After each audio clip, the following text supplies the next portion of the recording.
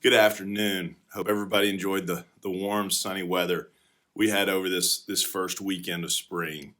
Hopefully everyone's gone through their mid-semester comments from your teachers and are looking to finish the year strong on a positive note. With us not participating in interim this week on this campus, it will give us a jump on this important home stretch of the school year. So if your grades aren't in the place you'd like them, I'd encourage you to meet with your teachers one-on-one and make great use of the consultation time we have. I know we often say this, but it really is true that spending time with your teacher will have the single greatest impact on your understanding in a class of any action that you can take. So know this, your teachers want you to come. They want you to come and to meet with them and to help you. So please see them again as we finish this year. Today, our community time focuses on a profile in women's history. You may have heard me share this before, but as a former history teacher, one of my absolute favorite quotes comes from the 19th century writer George William Curtis, who said this. He said, while we read history, we make history. And those words are so true. In these extraordinary times that we live in, monumental history is made with each and every new day. Decades from now, students will be studying the pandemic that we are experiencing just as we look back and study the pandemic of 100 years ago. But there's so much more other history that's taking place all around us. This month, we've taken a look at the profiles of strong women who have made an impact, not by accepting the status quo. And today, as we look, I wanted to share with you a profile of one such woman who is making an impact in a field in which women have been underrepresented compared to their male counterparts. It's one that we in Huntsville often we take for granted, and we may not appreciate the remarkable strides, historic strides, made by those in our very own community all around us. On February 18th this year, history was made when NASA's Perseverance rover touched down on Mars. On what was just another Thursday at school for you and me, this touchdown marked the end of a 293 million mile journey that began on an Atlas V rocket that was designed and built by North Alabama's own United Launch Alliance. The mission, which is designed to study the ancient history of the Red Planet and to lead a way for future human visits to Mars, would not have been possible without an Alabama A&M graduate, Tanisha Ross. Ross is a senior manager of system safety and quality for major development at ULA. In this role, she and her team are responsible for ensuring that hardware in development meets stringent standards for team safety and maintaining the company's track record of 100% mission success. Ross brings more than 20 years of aerospace industry experience to a position at ULA, including 10 years at ULA's rocket factory in nearby Decatur, Alabama. During her time in the factory as an avionics systems test engineer, she performed electrical checkouts of Delta Cryogenics second stage before shipment to the launch site to launch atop the company's Delta IV rockets. She also ensured all ground support equipment was ready to support vehicle checkout, as well as maintaining the control rooms. Today, we'll see in a few videos that highlight Ross and her work, just how historic her work is, and the personal journey she has taken to knock down barriers and play such a crucial role in the aerospace industry. A Fairfield native played a significant role in getting a spacecraft to planet Mars last Thursday. Although Tanisha Ross' engineering career seems to be going well, she has gone through a lot that has helped her succeed. A little bit of backstory is that launch actually took place last summer, July 30th, and our role in that landing was that rocket that launched the rover is an Atlas V rocket that was built in Decatur, Alabama at our world-class rocket facility. So we were responsible for launching the rover to Mars. Not a lot of people can say that they were a part of that mission.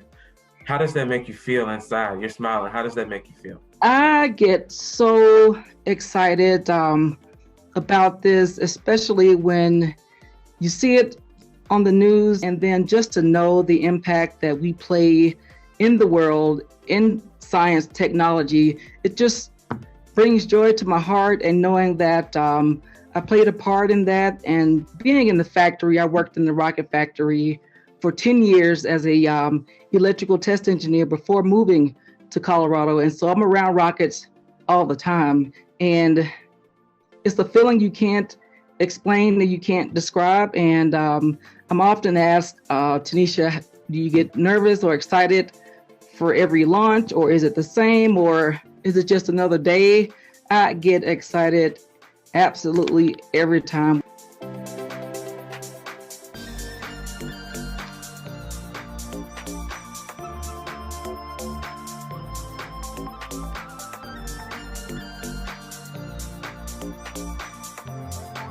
I vividly remember hearing glass popping around 2 or 3 in the morning. And my mother was in a very abusive relationship. And normally when we hear glass breaking, we thought they were fighting. And just so happened this morning was different. The glass that we did hear breaking was from the heat from the fire in my mother's room. When I talked about that domestic violence, my mother was also on crutches. There was a fight with her and her boyfriend about 2 weeks prior to that. And she did have a cast on her leg at the time of the fire. And so I'm sure it played a role in why she couldn't get out, but we thankfully made it out. But again, the neighbors did hear us screaming that morning, and they were able to call for help. And while we sat in one of our neighbors' houses. You know, you told me in our conversations that you were told that you wouldn't be successful because your family didn't have money. That's absolutely correct. And so we have to be careful what we speak over our young people. I remember when I said I wanted to become an engineer, I was told to set realistic goals, or you can't go to college because your family doesn't have any money. And so what if I had believed that? But the support system around me, my former band director in high school, basketball coaches, teachers, they all saw something in me that I didn't know at the time. And they just encouraged me and to continue to keep going. And so it's like we have to be careful what we speak over these kids, because what if I had listened? I wouldn't be sitting here talking to you today trying to encourage the next generation. But my message to everyone is that you can't control the things that always happen to you or the circumstance, but you do have complete control over how you respond to the things that have happened. Tanisha, could you start off by telling us how exciting it is to work for ULA and explain some of the really cool things you do there? I had the opportunity to work in the rocket factory for 10 years after I received my engineering degree from Alabama A&M, and then I moved to Denver. And so just growing up as a young girl outside the Birmingham area, I did have some challenges, bit of a rough childhood, and I never in my wildest dreams imagined I would be launching rockets. So just being in the factory, watching the production, the vehicle pass through different phases of the production cycle, and then go through tests, and then finally being transported down for shipment to the launch site. It's amazing. It's a sight to see. And after 22 years, I still get excited about that. So ULA has an impressive family of rocket vehicles. Could you tell us a little about the current fleet of rockets, and why was the Atlas V rocket chosen to launch Perseverance? Sure. So we do have a fleet of vehicles. We do have various configurations of the Atlas rocket. And then we do also have the Delta IV Heavy. But NASA chose the Atlas V rocket because of the lift capability as well as the requirements to meet its destination. So that's why they picked that vehicle. It's a high performance vehicle, and it just worked out perfectly for that Perseverance mission. And a quick fun fact here is that of the 20 U.S.-led missions to Mars, United Launch Alliance has been a part of all 20 of those, along with our heritage vehicles. So good fun fact to know about United Launch Alliance and our relationship with getting these missions to Mars. ULA has facilities in both Decatur, Alabama, and Denver, Colorado, where you are now. Could you tell us if any of the Atlas V rocket that launched Perseverance, was any of it made in Sweet Home, Alabama? Yes, that Atlas V that did launch Perseverance was built in Decatur, Alabama, our world-class rocket facility. Now, for all the children watching this program today, what would be your best advice to pass along to them, the next generation of rocket scientists and engineers launching us into the future? Good question. I would say my best advice would be to follow your dreams, follow your heart, also dream big. And I used to tell my son, if people aren't laughing at you when you talk about your dreams, then you're not dreaming big enough. So dream big. Don't be afraid of challenges. There will be hard times along the way, but just be sure to ask your teachers as many questions as you would like. Utilize your resources and just hang in there and keep going. And hello, Randolph students. Mr. Peterman has made me aware that you all are studying and learning about Women's History Month. Well, I'm here today representing women in aerospace. I have been launching rockets for 22 years. I've had the pleasure of doing cool things like putting rovers on Mars.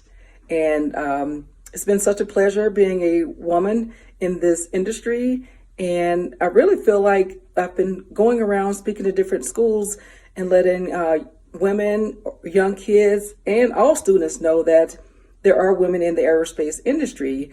And I do recall one time going to speak at a high school, and I had the kids guess what I did for a living, and no one would guess I was a woman in the engineering field.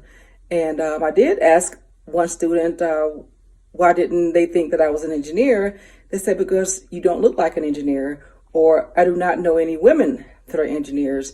And so it was at that point that I decided to make sure that I get out and encourage students and let you all know that there are women in aerospace and there are women engineers. And so before I close, I just want to make sure that you guys are picking your career choices based on things that you would like to see yourself doing, something that you're passionate about, and just following your dreams. And be sure to work hard, and then just know that teamwork is important. I do not launch rockets alone.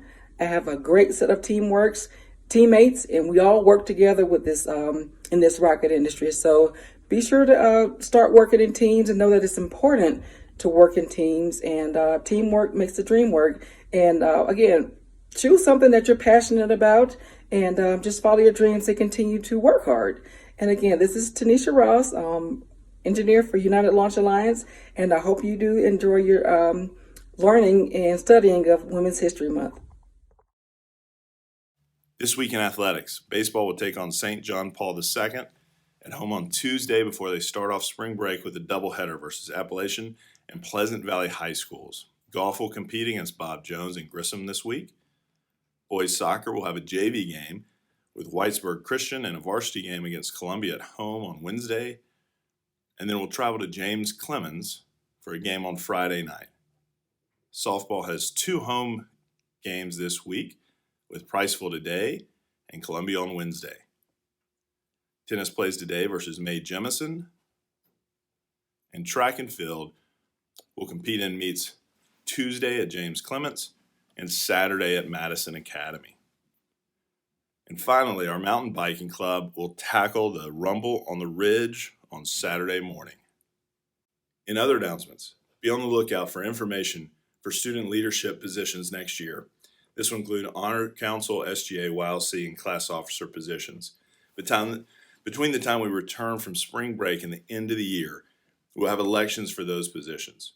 Those interested in serving our community in one of those leadership capacities should begin to consider what it is about these that draw you to lead in a positive manner.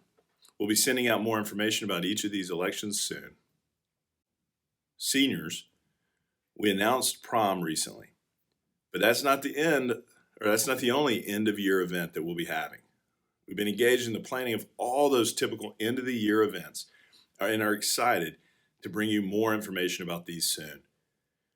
Be on the lookout for more information later this week. Hopefully, the weather will cooperate and we'll be able to have outdoor grade level lunches this week. Weather wrecked our plans last week. Those will start tomorrow with juniors and sophomores. And if you don't receive a Canvas message from Coach Morris saying they're off, go ahead and plan on coming to the Commons lawn for your lunch. April 12th and 16th will be FCD week, Freedom from Chemical Dependency. More information will be coming. Also, we'll be doing spring exams a little different than how we normally schedule them in the past. This spring, rather than having specific days dedicated to specific subjects, you will take the exams during your designated meeting block Monday through Thursday on this schedule. This will be during the week of May 24th through 27th. We'll be sharing this schedule in future communications, and your teachers will help prepare you for this new schedule. The great news is you'll be able to take your exam in your actual class meeting space. Don't forget about the upcoming AAA Hidden Talent Show. We'd love to have as many people as we can participate. Each person that participates will earn points for their advisory for that overall day's competition. We'd love to see so many of you share your talents and have some fun doing so. We know there are a lot of you who can contribute. I've already seen a few practicing guitars and pianos for certain covers, maybe even a little Steely Dan or maybe a little Toto, who knows. But thank you for your time and attention today. I hope everyone has an excellent week ahead and even a better spring break. I hope everyone comes back rested and ready to finish the year on a strong note. Be excellent to each other. Seniors, you're dismissed.